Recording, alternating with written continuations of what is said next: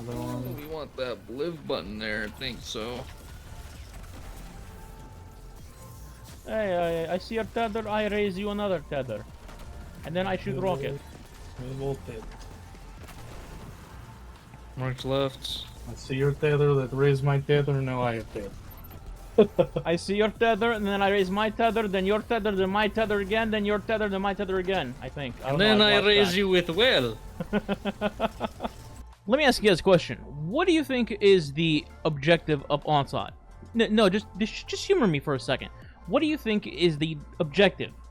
Well, obviously you want to get to all 50 waves, and then go to the end, beat the boss, and then get an extra chest while Shax starts yelling gibberish at you, right? But what's the actual objective to get there? Well, it's not for you to survive, right? It's for the ADU to survive. And just by coincidence, you happen to be alive while this is happening. You know, it just kind of works that way, right? So what's the best way to assert control? To get the ultimate defense? And that is today's build, which is Void Hunter.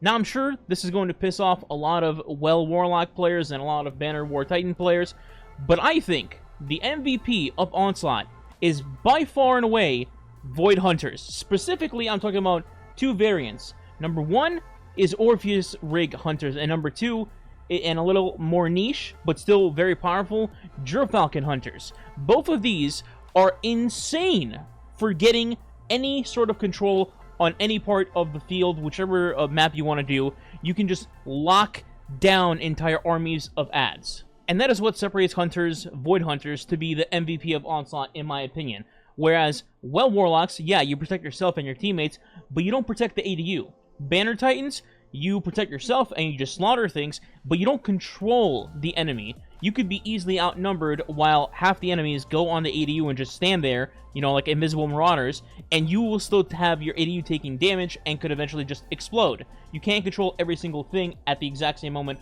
all at once. Tether Hunters don't give a damn about any of that.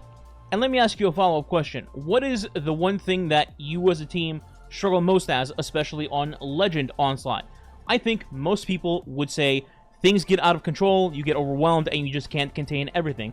And this build solves that problem perfectly. So as always, we'll have background footage of Onslaught with the build itself, but for now, to start, let's talk about the class screen as always. So, starting at the top, the super, you're going to be using Deadfall Tether. Do not ever use Quiver. It is absolute garbanzo beans. Stick to Deadfall. In the abilities, dodging, we're going to be doing the melee dodge because we want our smokes for various reasons, whether it's you want to go invis or you want to use it as another source of weakening enemies. Both are very good.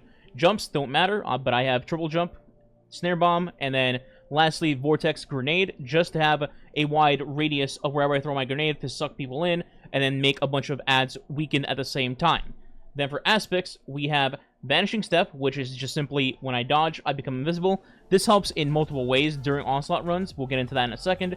And the second one is Trapper's Ambush. Now, just to simplify things, this basically makes your Smoke Bomb another form of invisibility. And additionally, you can also do a little Shatter Dive on top of your teammates or enemies, and it'll make teammates invisible and enemies weakened. So, very good overall. For fragments, starting left to right, we have Echo of Obscurity. Now, this one is not really mandatory. You can swap this out if you'd like, but I like having the utility of having another form of going invisible. Also gives 10 recov, but who cares about that? And yeah, when you finish an enemy, you go invisible. So let's say you're trying to finish a yellow bar like a champion, for example, and there's other enemies around it. You finish it, go invis, and potentially don't take extra damage. In the second slot, we have Echo of Undermining. This one just has your grenades become weakened grenades, and it's really helpful when there's large groups around when you happen to not have Tether, and it just sucks them in, makes them all weakened, and then just lines them up to all get blasted. Number 3 is Echo of Persistence. Your void buffs apply to you, whether it's invisibility, devour, etc., has an increased duration. So this is helpful for both devour and also helpful for the rift section during Onslaught runs, which I'm sure you'll see on screen at some point.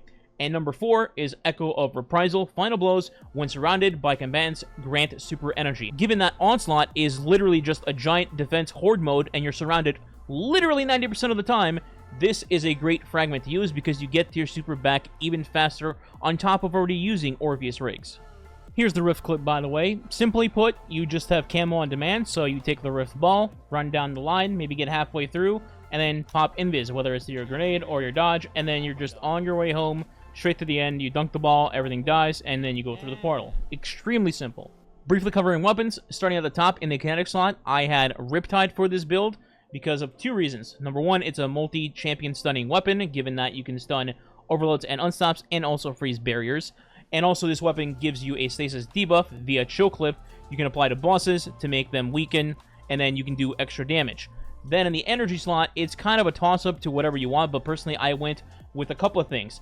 Number 1 was Sunshot, because I have my exotic slot available, and Sunshot is nuts this season. I don't think I need to explain why. But if you choose to have an exotic weapon in your other slots, instead, you can replace it with Zuli's Bane, which is essentially Baby Sunshot. In your heavy slot, you're going to go with one of 2 things. You're either going to go with a machine gun, or you're going to go with a rocket launcher. Both of these are fantastic for Onslaught, and this week it's also overcharged to machine gun, and it's a horde mode, like I mentioned, so machine guns are fantastic for those waves. Then, for both waves and bosses, you can use something like a bipod rocket launcher that I have in the footage. I'm using Apex Predator with a bipod recon roll, and I'm using my tether all the time, so I'm just tethering, putting it down, and then everything is marked. I throw one rocket, and everything explodes. It's very effective, and also you have great ammo economy on top of having the ammo crates in the arena sometimes, and then if you have a Cenotaph Warlock with you, then it's just ammo heaven, basically. But that said, you don't have to use Apex Predator. You can use basically any other rocket that you want that's similar to it, whether it has bipod, or maybe you want to use a bait-and-switch rocket instead for extra damage. That's totally fine, too. And in case it wasn't already clear by the background footage, our main goal is to just control for as long as possible while also getting back to our super as fast as we can, just to rain down more tethers, and that is the whole game plan with the armor and the mods going forward, so let's get into that. Now for armor, the star of the show, as mentioned, is Orpheus Riggs, but I do have another build with Falcons with a similar playstyle that I also want to showcase. Let me know if you guys want to see that. In this build, though, Orpheus Riggs is a star because we want to get our tether back as much as humanly possible and make orbs for our teammates as fast as possible so they can cycle their abilities as well. So as always, I'm going to go from top to bottom in armor and what mod slots are in them, and then I will show the artifact. Starting at the top, we have the helmet. Now I have 2 mods here. The first one is Dynamo to reduce my super cooldown when using my class ability, which I will do non-stop. And then the other one is going to be a Siphon mod, depending on what I'm using. So if I have Apex out, Solar Siphon, plus there's Sunshot and Zuli's. And then if I'm using a machine gun like Retrofit, then I would have Void Siphon on. Also, you could swap out one of them for Heavy Ammo Finder if you'd like, if you're not getting enough ammo. Moving on to gloves, we have 3 mods here. First is Momentum Transfer, causing damage with a grenade reduces your melee cooldown. And then 2 copies of Bolstering Detonation for class ability regen when you cause damage with a grenade. Your chest will always be resist, resist, resist, because in Onslaught, that's all you care about unless you're in the boss damage phase, in which case you can just switch to a different chest piece for the rally flag and get your ammo reserves. So in this case, you have 1 arc resist, 1 solar resist, and 1 void resist. In my boots, I go with 3 copies of a surge, depending on what I'm using, so solar or void surge, but I will say you could swap out one of the surges here for a healing mod, so in this case, recuperation or better already, because of a mod that you can run in your class item. Speaking of which, let's move to that. In my class item, I am rocking 2 copies of Bomber to reduce my grenade cooldown when using my class ability, and in the last slot, we have Distribution, reduce all ability cooldowns when using your class ability near targets. Now with the boots, I did mention that you could pop 1 copy of Powerful Attraction instead of Bomber, and that way when you dodge, you will activate Recuperation or better already to replenish health, that way just ensuring that you stay alive just in case. And here's the artifact screen. Now you'll notice I have all the solar good stuff as usual. Razor Precision, Flint Striker, Torch, Kindling Trigger, blah blah blah, just in the event that I get Radiant off of my solar weapons, whether it be Sunshot, Zuli's Bane, Fixed Odds, whatever, right? And then there's 2 other things in here to keep note of. Number 1 is Wished into Being. While your super is nearly fully charged, ability final blows spawn ores of power. So think like your grenades, volatile rounds, etc., and you just get back to your super extremely quickly.